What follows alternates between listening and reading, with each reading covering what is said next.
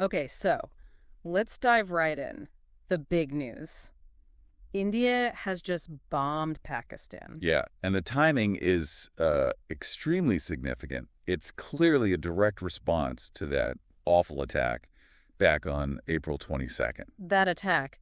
We need to talk about the specifics there because they matter hugely. They really do. It wasn't random. We're talking 5 militants linked to a Pakistan-based group who killed 26 men. And they specifically targeted Hindus, Mm. right, and others who couldn't recite an Islamic prayer. Exactly. Sparing women, but deliberately seeking out victims based on religion. It lays bare the kind of tensions we're dealing with. Chilling stuff. It really is. And it makes the current situation feel incredibly dangerous because, well, let's state the obvious, India and Pakistan are nuclear powers. And not just nuclear powers, but almost perfectly matched. India's estimated around 172 warheads. Pakistan, maybe 170. That near parity. It's a uniquely unstable situation, isn't it? There's no clear advantage, which might actually, paradoxically, make escalation more likely. It removes a potential deterrent, yeah. And look, this isn't just hypothetical fear. There was that quote from a Pakistani official, Faisal Kundi. Oh, right, on Al Jazeera, just at the end of April. Yeah, April 30th. He Oh, said, quite bluntly, our nuclear bombs are not meant to be displayed in museums. We will use them if attacked by India. wow. And then added, all is fair in love and in war. I mean, maybe that's meant as deterrence, but it sounds like a hair trigger. So much potential for miscalculation. Precisely. So we have this immediate crisis, terrifying stakes. To really get a handle on how we got here and where this might go and why, frankly, you need to pay attention. We need to dig deeper. Let's do that. Let's trace this back. The history is essential. It absolutely is. You can't understand today without understanding yesterday. And the seeds, well, they were definitely planted back in 1947 with the partition of British India. Right. The split. India, majority Hindu. Pakistan, majority Muslim. Seems simple on paper, but the reality Was a catastrophe, utter chaos, brutal violence, mass migrations on a scale that's hard to even imagine. The numbers are staggering. Estimates are what, 1 to 2 million people died? At least. It's a foundational trauma for both nations. And that violence, that displacement, it shapes everything that follows. And right out of the gate, Kashmir became the flashpoint. Almost immediately. You had this princely state, Muslim majority, but ruled by a Hindu Maharaja. And he initially wanted independence, didn't he? Sort of navigate between India and Pakistan. He did, which, you see echoes of that complexity in other contested places like Crimea or Gaza and Nagorno-Karabakh. Yeah. These situations are never simple. But his hand was forced. Pakistani tribal forces invaded. Right. And that pushed him to accede to India. That decision, made under duress, basically set the stage for decades of conflict over Kashmir. Decades. Yeah. Starting with the first Kashmir War right after partition. Yep, 1947 to 49. Ended with the UN ceasefire and the division of Kashmir. You got Indian-administered Jammu and Kashmir and Pakistani-administered Azad Kashmir. A division that's still the core issue today. Absolutely unresolved, and the hostility just festered. Then came the 1965 war. Pakistan tried to stir up an insurgency in Indian Kashmir. That was the trigger. It led to a full-blown war, another ceasefire eventually, the Tashkent Agreement mediated by the Soviets, but nothing fundamentally changed. The animosity deepened. And then 1971, a really different kind of conflict. Hugely different. That was the Bangladesh Liberation War, East Pakistan wanting independence from West Pakistan. With India backing East Pakistan. Critically. And it resulted in the creation of Bangladesh. For Pakistan, it was a devastating defeat. Around 90,000 of their troops surrendered. It really shifted the power balance in the region. But the cycle didn't stop. Fast forward, and we have the Kargil War in 1999. Another major clash, again focused around Kashmir, and then the string of terrorist attacks. Yeah, that's been a constant, awful feature. The 2001 Indian Parliament attack. Horrific. And the 2008 Mumbai attacks. Yeah. Lashkar-e-Taiba militants, over 170 people killed, hitting hotels, public spaces. It's devastating. And more recently, 2019, the Pulwama attack. A suicide bomber killed 40 Indian soldiers. Which prompted Indian airstrikes inside Pakistan. So you see this pattern, right? Attack, Retaliation, heightened tension, it keeps repeating. And hanging over all of this conventional conflict is the nuclear shadow. Always. India tested first, way back in '74, the Smiling Buddha test. A sort of ambiguous test, though? Initially, yes. But then in 1998, both countries just went for it. Open nuclear tests. That changed everything. Suddenly, every skirmish, every border incident carried the potential for nuclear escalation. Exactly. That fear, that possibility has been constant ever since. So this latest bombing by India, it's not happening in a vacuum. Not at all. It's the latest and arguably one of the most dangerous moments in this very long, very troubled history. Okay, so that history is crucial context. Let's shift to the immediate fallout from this April 22nd attack. Modi's reaction first. Pretty swift, as you'd expect. Took to social media, condemned the attack, condolences, promised justice, resolve against terrorism, the standard points. And it got a lot of attention, didn't it? Millions of views. Over 33 million. Yeah, a very public statement. But that was just the start of India's response. And Pakistan's reaction. Also pretty standard, unfortunately. Denial of state involvement. Blaming it on a terrorist group. Saying they don't want escalation. We've heard that playbook before. Many times. But India's response this time, it goes way beyond just rhetoric or even the single retaliatory strike. It feels much broader.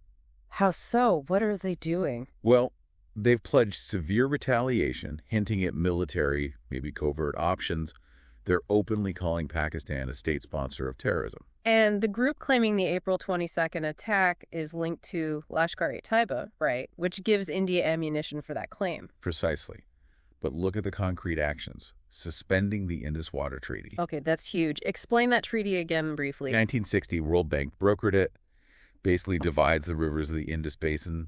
Pakistan gets the western rivers, Indus, Jhelum, Chenab. India gets the eastern ones, Ravi, Sutlej, Beas. It's been mostly upheld despite wars. So suspending it, that's a massive move, hitting Pakistan's water supply. Existential for Pakistan. They rely heavily on those rivers, and their reaction tells you how serious it is. They've called it an act of war. Wow, an act of war. And specifically said it crosses a nuclear red line. That's how sensitive the water issue is. Okay, what else is India doing? It sounds like a full court press. It really does. They've blocked land travel, shut down border crossings, ordered Pakistani nationals out there. Pakistan did the same in return. Bus and train links were already suspended, I think. Yeah, those were already cut. Airspace is now closed between them, too. Banned each other's airlines, at least until late May, maybe longer. Sea access, too. Yep. Ban on ship travel between them, blocking Pakistani ships from Indian ports. And visas. That affects ordinary people directly. Massively. India's revoked almost all visas for Pakistanis, even medical visas, apparently. Ended the SARC visa facilitation program. Pakistan, again, reciprocated. It cuts those crucial people-to-people ties. Diplomatically. Sharp deterioration. India expelled Pakistani defense attaches, cut embassy staff by half. Pakistan matched it. And crucially, India suspended the Simla Agreement. The agreement that sort of manages the line of control in Kashmir. Exactly. It's been the framework, however flawed. Suspending it is a big deal. What about economic pressure? Pakistan suspended all trade with India. India is pushing internationally, trying to get the FATF, the financial watchdog, to impose more sanctions on Pakistan. Urging the IMF to review loans, trying to squeeze them financially. Even sports is involved. Yep. Pulling back on goodwill gestures there. And online, India's blocked Pakistani YouTube channels, social media accounts of celebs, even former PM Imran Khan, citing national security. And the military side, besides the bombing. Increased posturing. India reportedly conducted missile tests, boosted troop presence along the line of control. Pakistan's mirrored that. It's that dangerous escalation ladder. And finally, internal actions within India. Reports of over 2,000 detained in Kashmir under anti-terror laws, demolishing homes of suspected militants' families, which is drawing human rights criticism, understandably. It's an incredibly comprehensive and aggressive response, which brings us back to what you mentioned, Pakistan's nuclear red lines. Exactly. They've stated they have them, And we just heard the Indus Water Treaty is explicitly one of them. Oh, what are the others, generally speaking? Well, they've talked about threats to their territorial integrity, a large-scale invasion, for example, major military destruction if their armed forces were being decimated, Okay. economic strangulation, which you could argue India's current actions are leaning towards, political destabilization, or large-scale internal subversion. And looking at that list and India's actions, you can see how Pakistan might feel several of those lines are being approached or even crossed. That's the danger zone. That's where miscalculation, misinterpretation, it becomes terrifyingly possible. Right. So how is the rest of the world reacting to this? Well, interestingly, one of the early calls for restraint came from Iran. That is surprising, given their own situation. Their foreign minister urged both sides to hold back, find a diplomatic solution. The U.S. Security Council also weighed in, calling for de-escalation and dialogue. Standard diplomatic response, but it shows the level of international concern. And what about the major powers? China, for instance. This must be complex for them. Very complex. China has close ties with Pakistan, but also a massive, often tense relationship with India. There's that theory you hear. The economic one. That China's unhappy about companies like Apple, Dell, HP looking to shift production from China to India. Right. And the theory goes, maybe China is subtly encouraging Pakistan to stir things up, create instability, keep India preoccupied. It's a theory. Hard to prove, obviously. But China's unease with India's economic rise seems plausible on its own. Definitely. It adds another layer. Then there's Russia. Russia has strong ties with India, historically. Military suppliers, big oil buyer, huge ties. But Russia is also partners with China. And now India and China are both in BRICS. So if things really escalated, whose side would Russia favor? It's not clear-cut. And the U.S. What role might they play? They've often tried to mediate in the past. They have. It remains to be seen how involved they'll get this time, given everything else happening globally. The sources we looked at even mentioned, analogies to the Cold War or World War II. Which feels like a stretch right now, Hopefully. But it indicates the potential severity people are contemplating. The idea that economic stress, maybe on China, could lead to riskier foreign policy.